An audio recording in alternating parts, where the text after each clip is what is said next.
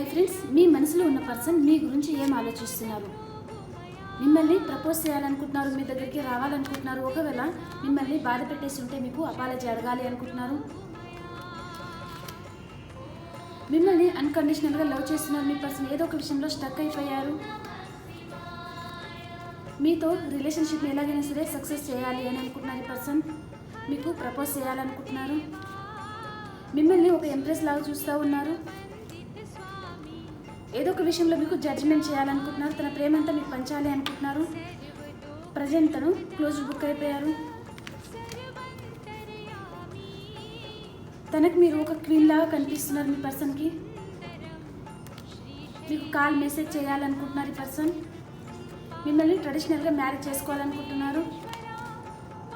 మీ person ఏదో ఒక విషయంలో బ్యాక్ స్టెప్ తీసుకొని ఉన్నారు. మీతో